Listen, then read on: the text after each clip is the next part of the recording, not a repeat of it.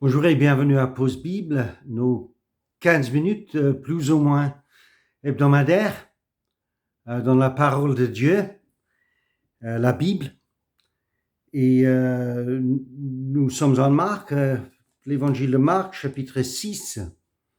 Et aujourd'hui, nous allons lire à partir du 14e verset jusqu'au verset 29. Marc 6, 14 au verset 29. Une assez courte lecture et après notre réflexion de ce que nous avons lu, sur ce que nous avons lu. On y va. Je lis de ma Bible seconde comme là. Le roi Hérode entendit parler de Jésus, dont le nom était devenu célèbre. Et il dit, Jean-Baptiste est ressuscité des morts, et c'est pour cela qu'il se fait par lui des miracles.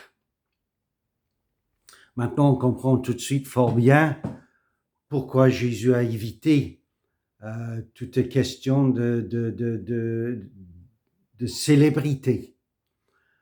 Parce que la célébrité, c'est pas la même chose que la vérité.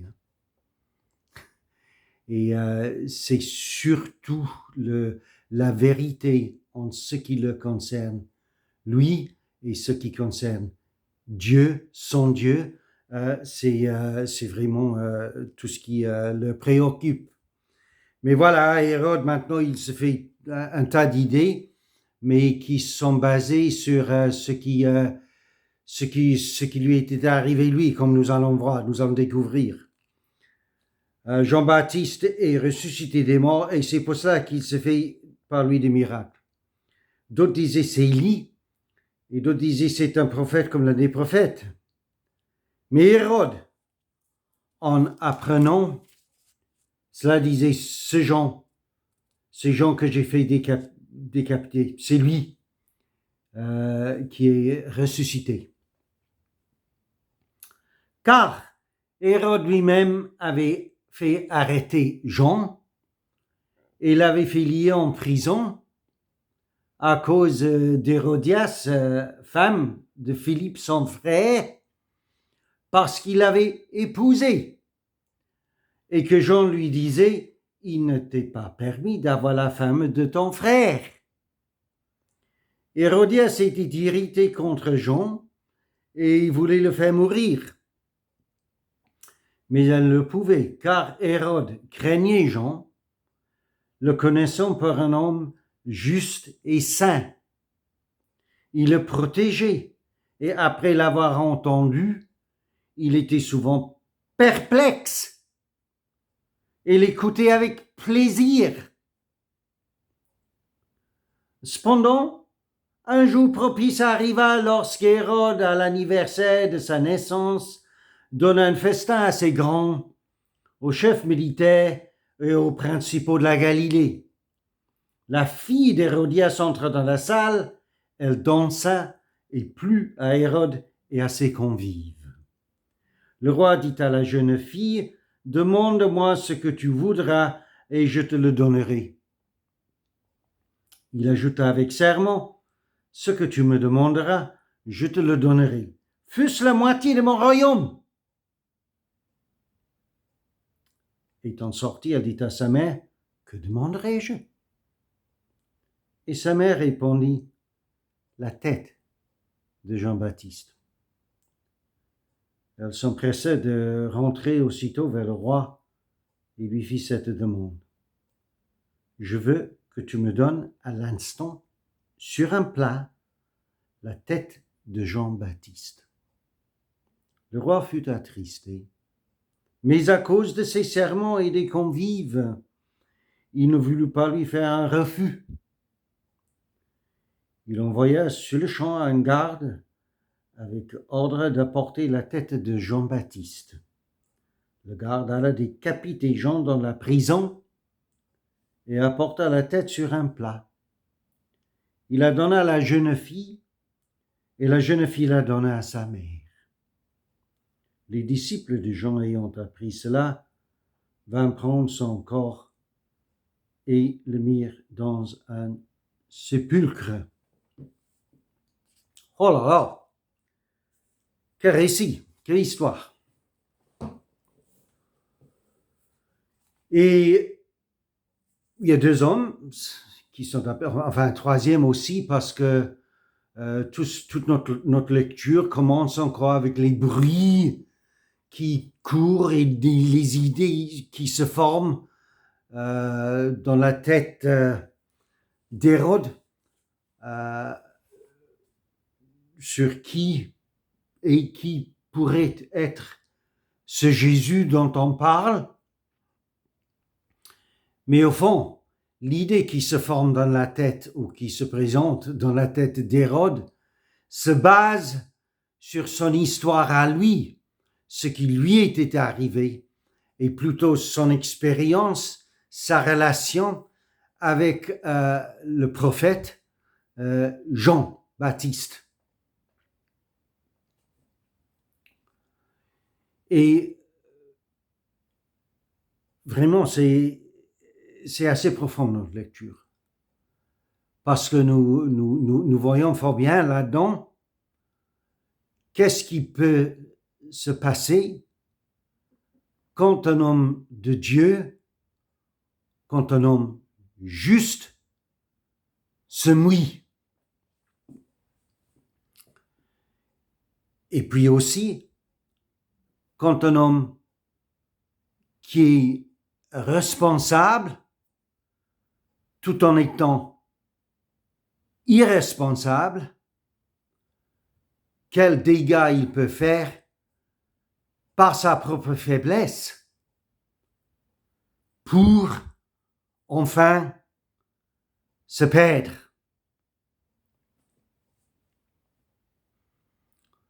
Bon, le premier qui se mouille, vous aurez compris, c'est Jean-Baptiste. Et le deuxième qui se perd, c'est Hérode, le roi Hérode.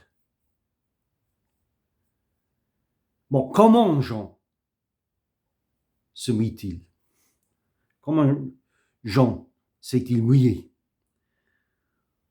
Eh bien, tout en prêchant la repentance et prêchant la justice. Je ne sais pas s'il le faisait, je crois qu'il le faisait en public. Sûrement, il l'aura fait en parlant à Hérode en privé. Mais oui, nous lisons que tout publiquement, Jean dénonçait Hérode en public de l'avoir pris la femme de son frère. Son frère est toujours vivant, mais ça n'a pas empêché Hérode de prendre la femme de son frère, Philippe, pour faire de lui sa femme. Et avec tout son consentement, il me semble, parce que c'est sa femme, Hérodias, qui a été d'autant plus irritée que lui par la dénonciation de Jean sur ce sujet. Mais dans un premier temps, et nous voyons comment un homme peut se perdre petit à petit, étape par étape, en essayant de cacher sa faute. C'était le cas pour Hérode ici, parce que tout d'abord, il était simplement question de faire éloigner Jean, de l'éliminer, pour ainsi dire, du champ de bataille, enfin, du champ public en tout cas. Donc il essaie dans un premier temps de le silencier, Jean en le jetant en prison. Et ce qui est vraiment intéressant ici, c'est que Hérode, le roi Hérode, il écoutait Jean de temps à autre, de temps en temps. Quand il était en prison, Hérode, il faisait audience avec Jean. Les propos de Jean à part le propos que lui avait mis en prison sans doute. Et c'était là le point faible pour Hérode, mais les propos de Jean plaisaient à Hérode. Il en était content, mais tout en ne faisant rien et surtout en n'agissant pas sur le point faible que je suis sûr que Jean il aurait continué à, à, à dénoncer.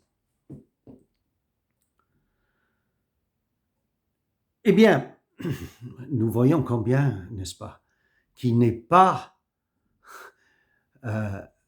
assez, il n'est pas suffisant de donner, d'accorder son assentiment à la vérité, tel que ça se présente devant vous. Hérode le faisait. Ça lui faisait même plaisir d'écouter Jean, sans l'entendre, il me semble, mais de l'écouter. Or, voici le problème. Hérode n'a jamais tranché sur ce qu'il écoutait et ce qu'il aurait peut-être entendu, et ce qui lui faisait plaisir. Il n'a pas tranché pour lui-même sur l'apport de l'enseignement de Jean. Et à cause de cela, éventuellement, sa situation était tranchée pour lui-même. Au lieu de trancher lui-même, son sort a été tranché pour lui-même. Parce qu'il n'a pas fait ce qu'il devait faire, il a été enfin obligé de faire ce qu'il ne voulait surtout pas faire. Bon, on ne va pas reprendre toute l'histoire, mais vous avez lu avec moi qu'il s'est mis dans une situation très compromise. Son orgueil, d'abord, c'était le plaisir d'une fête d'anniversaire et sa vantardise et son orgueil qu'il a exposé enfin au souhait de sa nouvelle femme, qui était, je vous rappelle en vérité, la femme de son frère, mais qui était devenue sa femme. Et on ne peut pas dire, j'allais dire par ses caprices, mais ce n'était pas ses caprices. J'en ai vraiment l'impression qu'Hérodias, la nouvelle femme d'Hérode, elle attendait vraiment son occasion de se débarrasser complètement de cet homme en prison qui l'a dérangé par ses paroles, et par propos et par sa dénonciation d'elle-même aussi. Donc, en demandant à la fille d'Hérodias, donc je suppose, on parle là de la fille d'Hérodias et de Philippe, hein, mais c'est elle qui a dansé, la fille d'Hérodias, et cela a fait plaisir à Hérode et ses convives, ses invités, et devant eux, devant tout le monde, comme je vous disais, en toute vantardise, il a dit, je ne sais pas s'il avait bu quelque chose, évidemment, je vous donne jusqu'à la moitié de mon royaume, mais elle ne voulait pas la moitié de son royaume. Elle voulait beaucoup plus que ça. La mère de la jeune fille, Hérodias elle-même. Oscar Wilde, le grand écrivain irlandais, enfin, il était irlandais, Oscar Wilde, il en a fait tout un drame qui s'appelle Salomé, le nom de la jeune fille. Ça s'intitule Salomé, sa pièce de théâtre. Et donc voilà, lui maintenant, il a été vraiment mis dans une situation impossible. Il a dû accorder pour ne pas perdre sa face, pour ne pas perdre toute sa réputation telle qu'elle était. Il a dû accorder à la demande de la jeune fille. Et Jean est devenu martyr pour la vérité.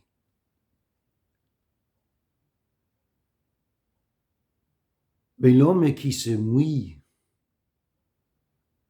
oui, c'est lui qui a perdu sa tête, mais c'est lui qui est dans la gloire. C'est lui qui maintenant vit plus qu'on peut jamais imaginer ici-bas. Et c'est le roi que, loin de se mouiller, il n'a même pas su trancher pour la vérité. Et c'est lui qui a vraiment perdu sa tête pour l'éternité. Une réflexion assez poussée quand même. Et je vous laisse avec.